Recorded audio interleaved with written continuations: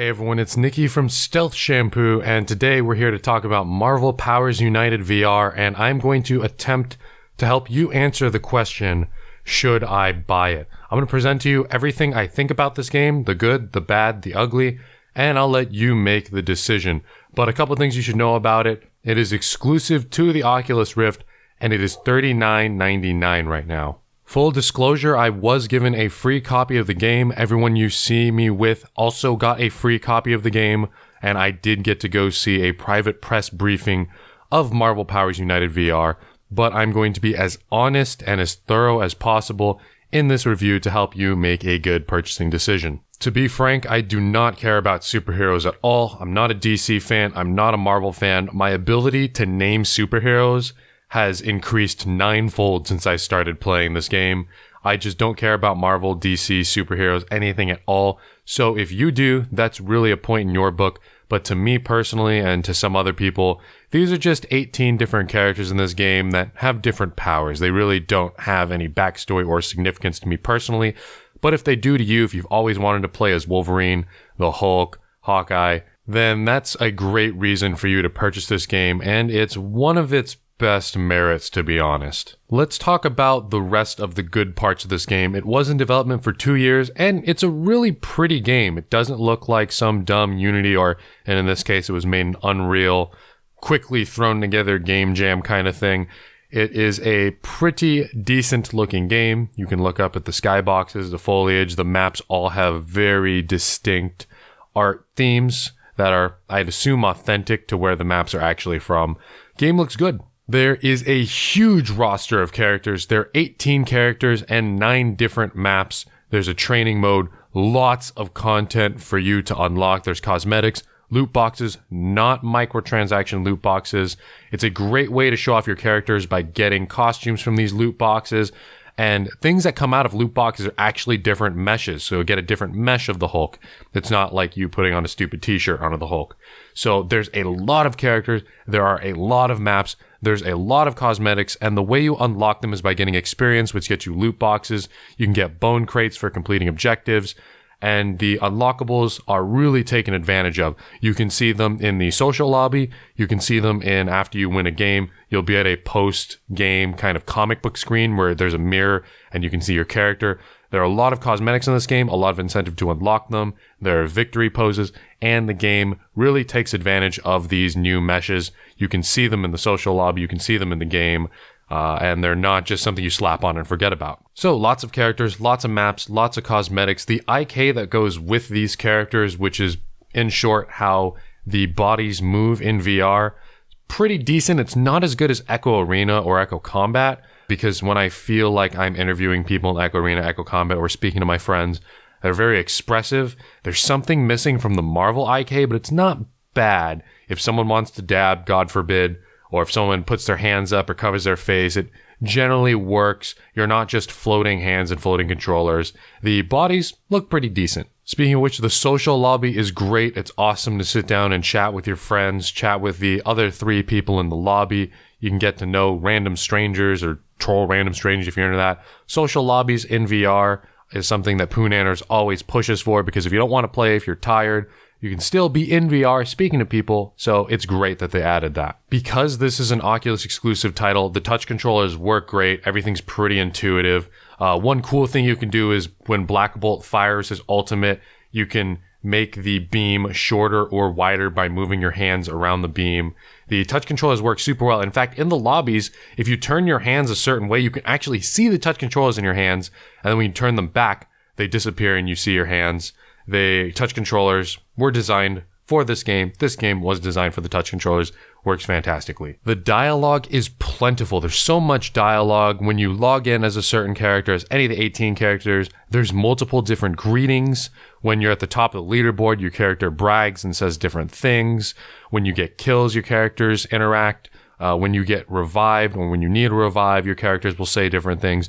There's plenty of dialogue in this game that I would assume is authentic in what these characters would actually say. In short, lots of characters, lots of longevity if you care about cosmetics, lots of maps, and the game is decent looking. That's about where my compliments about this game end. It does feel like a AAA game to an extent, but after experiencing it a little bit more at home, I have more to talk about in the bad and ugly sections of this review. This might not be a big deal, so I'm going to put it in the bad other than the ugly. Not too big of a deal for some of you guys, but for me, it was a little bit of a pain.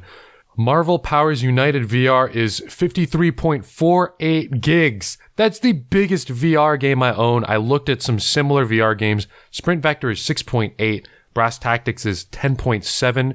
Echo VR is 2.3. Robo Recall is 11.3. The Climb is about 13. The Unspoken 14. And Killing Floor Incursion 13 gigs. Marvel is 53 gigs! Also, under the bad section, some of the characters are pretty similar. Now, this might not be a big deal to some of you guys because it'll be easy to learn the characters, but for example, Crystal, Doctor Strange, Storm, and Captain Marvel all have a quick trigger press ability, a charge ability. Some of them, when you bring your hands together, have like a beam-based ability, and then they have a grip and lift-based ability. So you don't have to learn complicated maneuvers to learn character to character. But I felt like because these are completely different superheroes from different comics, that their abilities would be a little bit more varied. For example, Doctor Strange's grip ability is a CC, while Crystal's ability is a CC and does damage. And it's the same motion to use either ability, and they do similar things. Storm is a hurricane, that does damage, but it's still a very similar motion and grip ability to Crystal's. Let's take, for example, Captain America and Thor as well. Captain America has a shield, Thor has a super heavy hammer. Captain America shoots his shield, it's not really throwing, and Thor can shoot his hammer and they fly away and come back. Both of them do the same thing. They both have a slam ability. Captain America and Thor can both dash around.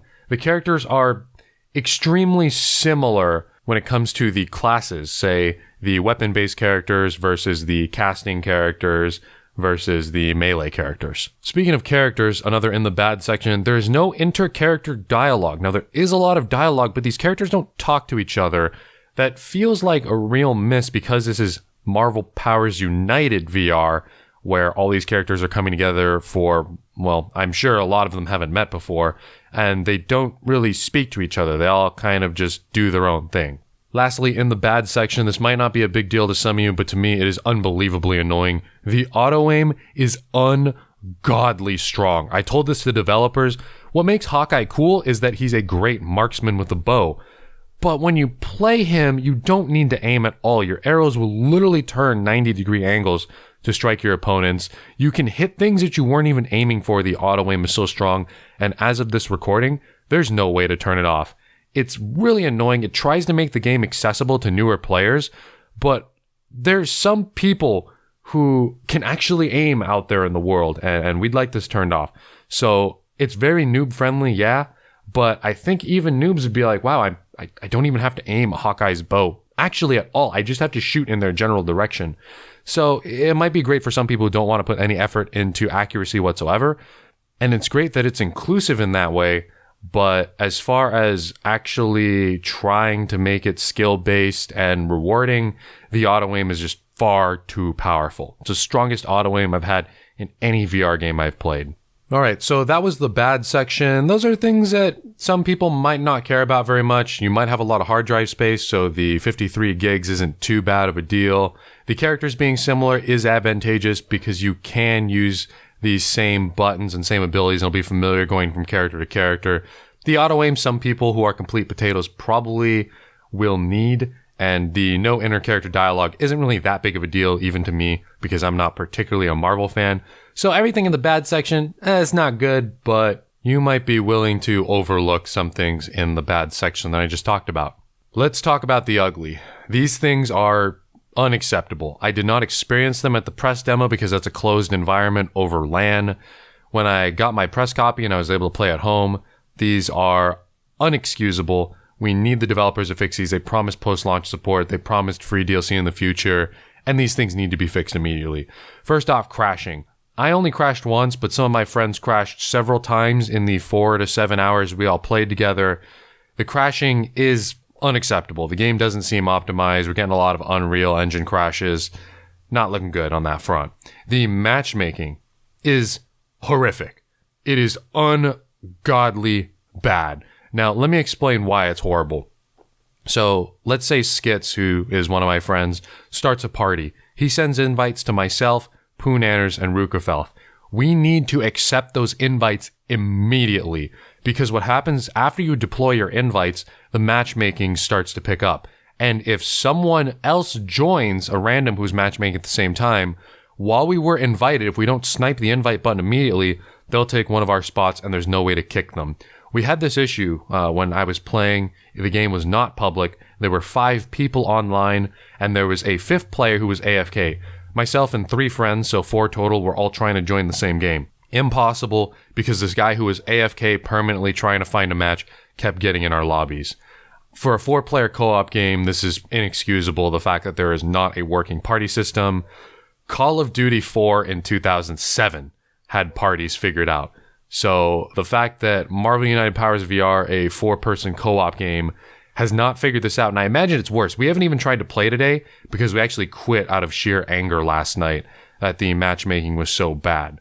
If you wanted to play it with one other person and they accepted the invite really quickly, it might not be too big of a deal, but trying to get 3 or 4 people in the same lobby, even when the game was not public and there's only press playing, was still too much of a hassle. Lastly, the Thanos fight was unbearably boring and basic. Now, Thanos throughout the fight uses the 6 Infinity Stones and he monologues before he changes to each different one. It's really just a bullet sponge shoot. If you guys watch my previous video where we did the Thanos fight in under 5 minutes, all we do is shoot and occasionally dodge. He'll only focus down one player at a time, or there'll be some AoE drops that you have to dodge. Other than that, doesn't take a lot of skill to bring Thanos down, and you do have to unlock him, so it's kind of anticlimactic when we get in there and I just mash my trigger a bunch of times and it's shorter than an actual mission. On average, an actual mission will take 15 minutes, but to kill Thanos, we took less than 5. The fight had nothing to it other than shoot Thanos, and I can kind of understand why you don't want to do something super complicated because people might be playing with AI or they might be new to VR. I understand that, but Thanos was really just a bullet sponge that people recognize because of the Infinity War movie. It was not a good boss fight by any means, honestly. So there you have it. That's the good, the bad, the ugly, everything I think about Marvel United Powers VR. My personal verdict, even though I got the game for free, this game is $39.99, and Robo Recall, my favorite VR wave shooter ever, is $20. And that's if you didn't get it for free with your touch controllers. So you're looking at $40 for the Marvel name versus Robo Recall's $20. Hey, if you're rich and you like Marvel, pick it up. But honestly, if you're short on cash and you wanted one VR shooter, Robo Recall might be single player, but it's just better. The boss fights are better. I personally don't care about Marvel superheroes, so the fact that Robo Recall is in its own universe is completely fine to me. $40 for this game. I mean, Beat Saber is $20. You know, I know Beat Saber's not as big of a title, but with the modding community around it, and I know it's a different genre, it's going to get me a lot more longevity than Marvel United Powers VR. Hell, I even enjoyed Raw Data for its time more than Marvel United Powers VR. And Raw Data comes with PvP, although no one's playing it. Co-op, single player, lots of levels. I believe there was 10 and 4 different characters. But even though Marvel has 18 characters and Raw Data has 4, those 4 characters are radically different. So there you have it. If you are going to get an Oculus Rift, I believe this is bundled with some Oculus Rifts for free. In that case, not a bad deal. I'm happy that I got the game for free. It was fun. I had fun, but I don't think it's a blockbuster need to pick up VR game. When people ask me, hey, I'm new to VR, what should I pick up? I say things like Robo Recall, Sprint Vector, Super Hot, Pavlov, things like that. Marvel is not going to be on that recommended list, although I still thought it was a fun game. Anyway, I hope you guys found this review useful. If you did, I'm Nicky from Stealth Shampoo. I do a lot of VR stuff. Hit me up on Twitter. Subscribe to my YouTube channel. Thank you for watching. I hope I was helpful with this information and review. See you guys some other time.